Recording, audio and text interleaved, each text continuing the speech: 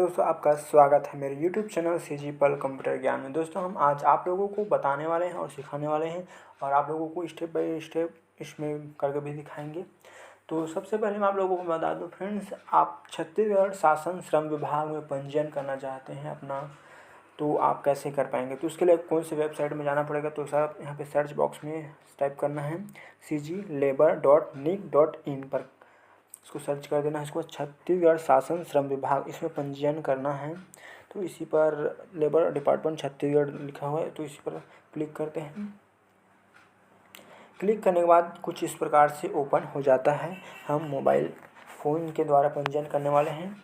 तो हम यहाँ पे छत्तीसगढ़ शासन श्रम विभाग का वेबसाइट में आ गए हैं। तो यहाँ पे 3 ऑप्शन दिया हुआ है। तो निर्माणी श्रमिक पंजीयन आवेदन करें और दूसरा असंगठित श्रमिक पंजीयन आवेदन करें। तो हम आज, और तीसरा है तमय जयंती मोबाइल ऐप डाउनलोड करके भी आप ये दोनों ऑप्शन को आवेदन कर सकते हैं।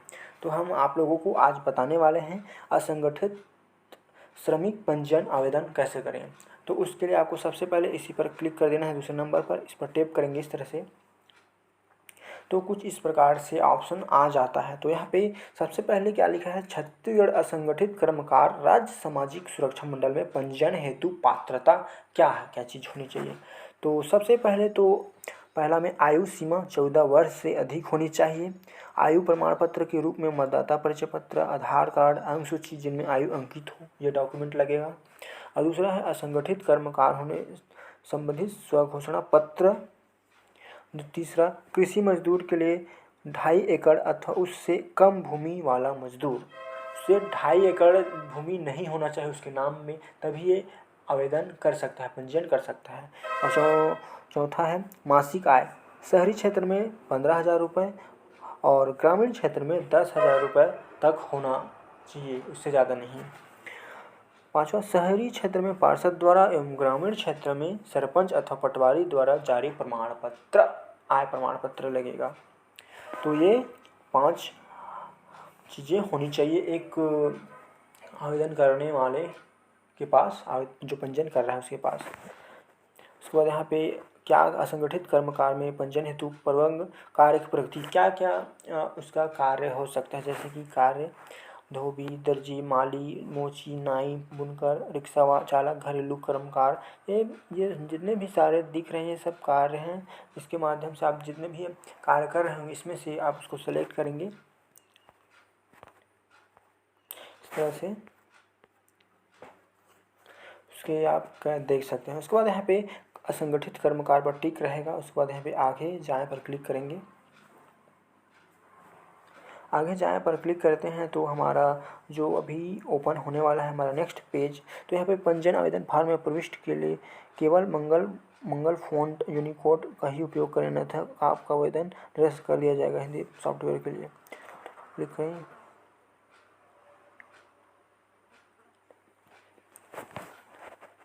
आवेदन फॉर्म, तो पहला भाग 1 भाग 2 है। प्रारूप 28 नियम 271 देखिए। तो यहाँ पे भाग 1 में क्या श्रमिक द्वारा प्रधानमंत्री जीवन ज्योति बीमा योजना और प्रधानमंत्री मंत्री सुरक्षा बीमा योजना अंतर्गत आपके खाते में राशि आहरित हो चुका है, तो नहीं पर टिक करना है, हाँ पे बिल्कुल नहीं करना है। उसके बाद यहाँ पे अन्य राज्य से संबंधित श्रमिक विवरण, क्या श्रमिक कोविड-19 के दौरान अन्य राज्य से छत्तीसगढ़ आई है तो हाँ, और नहीं है तो नहीं पर टिक करेंगे।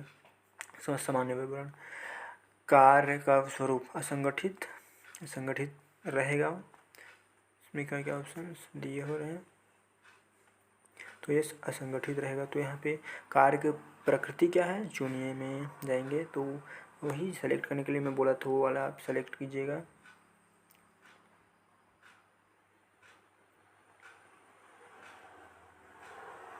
जो अपने हिसाब से कीजिएगा।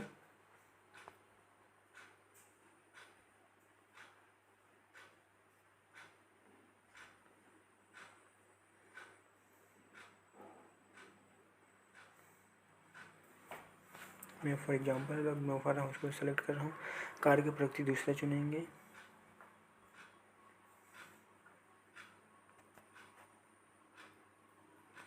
उसके बाद कार्य की प्रकृति 3 सेलेक्ट करना है।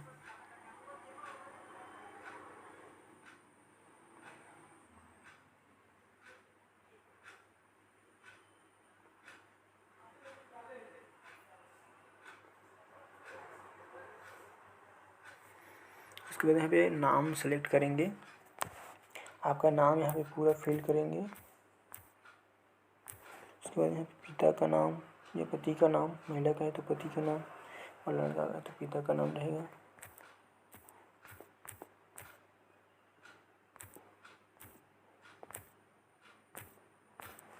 उसके बाद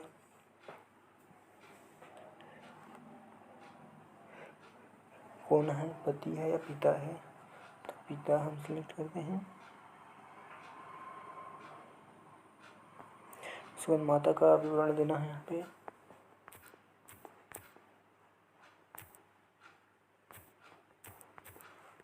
उसके बाद हमें जेंडर सेलेक्ट करना है, महिला पुरुष या तृतीय सेलेक्ट कर लीजिएगा। उसके बाद नाम आधार कार्ड के अनुसार डालें।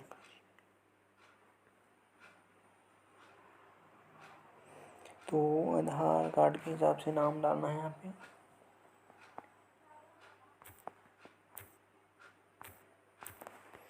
उसके मुखिया का नाम,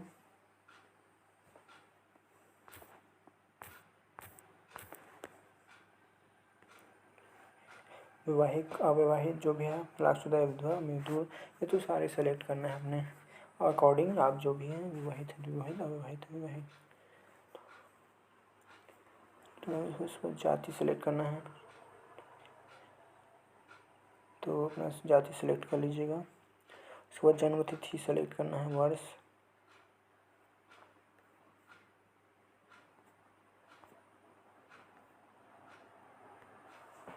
उसके बाद मास चुनना है। उसके बाद दिन चुनना है।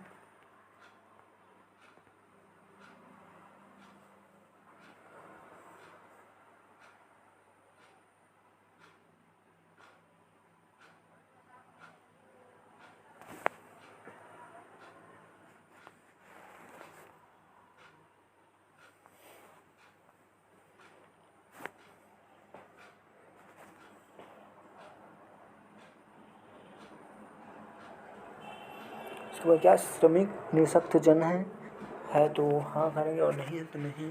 निःशक्त का विवरण है तो उसका विवरण लिखना पड़ेगा कैसे। उसके बाद प्रवासी मजदूर, अगर आप कहीं बाहर कमाने जाते हैं तो वहाँ पे लिखेंगे हाँ, या नहीं जाते हैं तो नहीं पर क्लिक करेंगे। प्रवासी मजदूर का राज्य चुनें, जैसे कि वो कहीं घुमा, जैसे कि हैदराबाद गया है या दिल्ली गया है कमाने या रायपुर गया है, तो वो अपना प्रवासी मजदूर का राज्य चुनेंगे। जिस राज्य से वो मजदूर वो पे सेलेक्ट करेंगे। उसके बाद श्रेणी गरीबी रेखा से नीचे, गैर BPL तो गरीबी रेखा से नीचे। मासिक आय लिखेंगे यहाँ पे। मासिक आय कितना है तो उसमें नहीं लिखा हुआ है, 15 या 10,000 से कम होनी चाहिए, तो हम यहाँ पे 10,000 पर क्लिक करते हैं। पहचान विवरण, वोटर ID, SKP का नंबर यहाँ पे डालना है, ये जो भी है SKP का नंबर यहाँ पे फिल करेंगे। उसके बाद यहाँ पे राशन कार्ड का विवरण देंगे। स्मार्ट कार्ड है तो स्मार्ट कार्ड डालिएगा। आधार कार्ड यहाँ पे स्टार जो भी लगा स्टार, उसको ज़रूर डालना है। उसके बाद हम आधार कार्ड जारी होने वाले राज्य का नाम, तो राज्य चुनेंगे, जिस राज्य से है उस राज्य को चुनेंगे जहाँ आपका आधार कार्ड जारी हुआ है। उसके बाद यहाँ पे आधार कार्ड जारी होने वाले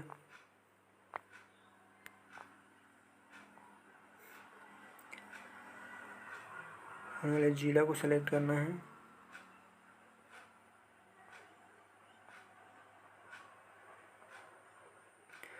उसके बाद बैंक की जानकारी अनिवार्य है, इसको देना है।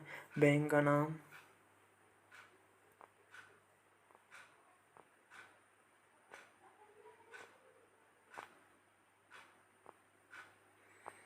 अब जिस बैंक का है उसको आप यहाँ पे सेलेक्ट करेंगे। उसके बाद खाता का नाम,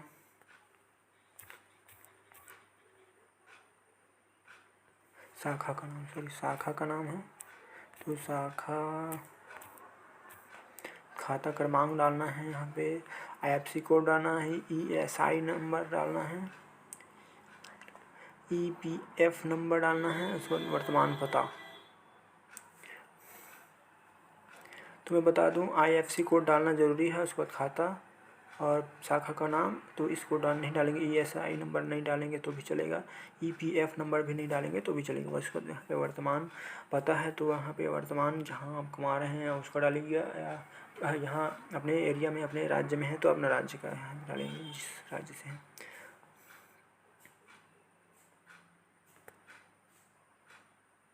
ज़िला सेलेक्ट करेंगे, जिस ज़िले में काम कर रहे हैं, जिस ज़िले में रह रहे हैं।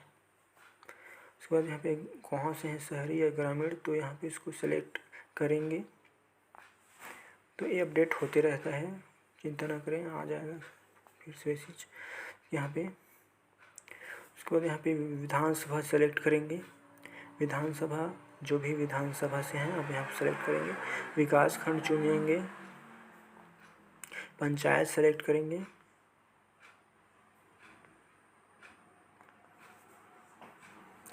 डाटा आपके अकॉर्डिंग अपडेट होता है तो इसमें ऐसी प्रक्रिया होते रहते हैं। तो फ्रेंड चिंता ना करें कैसे गायब हो गया ऐसे सोचना मत, ये अपडेट होते रहते हैं आपके जिस डाटा को आप डाल रहे हैं, जैसे कि जिला है, मुंगेर, ऐसे राज्य है, जिला है, पंचायत है, ऐसे डालेंगे, विकासखंड है, तो थोड़ा अपडेट होते रहते हैं। तो बिल्कुल भी घबराने की कोई ज़रूरत नहीं है।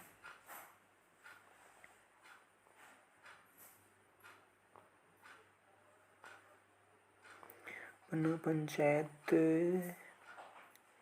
सेलेक्ट कर लेंगे, उसके बाद ग्राम सेलेक्ट करना है।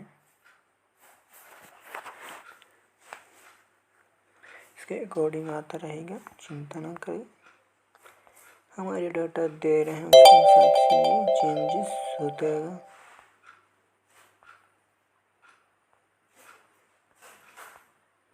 उसके बाद वर्तमान पता को वहाँ पे लिख सकते हैं, मकान नंबर स्टार दिया है उसको पूरा फिल करना है, मकान नंबर, मोबाइल नंबर 2, वर्तमान की स्थायी पता, क्या स्थायी पता टिक करेंगे तो पूरा सेम टू सेम स्थायी पता भी हो जाएगा। लेकिन आप अगर कमाने जा रहे हैं तो आपको स्थायी पता में टिक नहीं करना है, उसका डिटेल डालना है, विधानसभा, पंचायत, ग्राम, वार्ड, स्थायी पता, मकान नंबर। तो यहाँ पे सुरक्षित करें पर क्लिक करेंगे।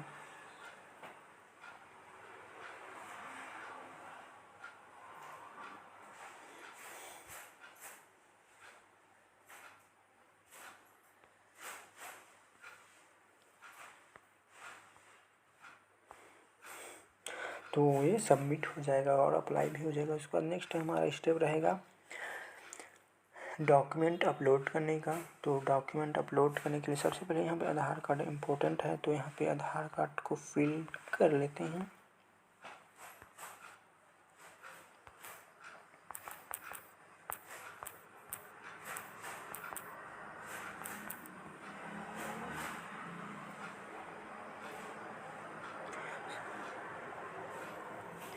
नेक्स्ट स्टेप हमारा आ जाएगा, नेक्स्ट फॉर्म ओपन हो जाएगा हमारा डॉक्यूमेंट अपडेट का।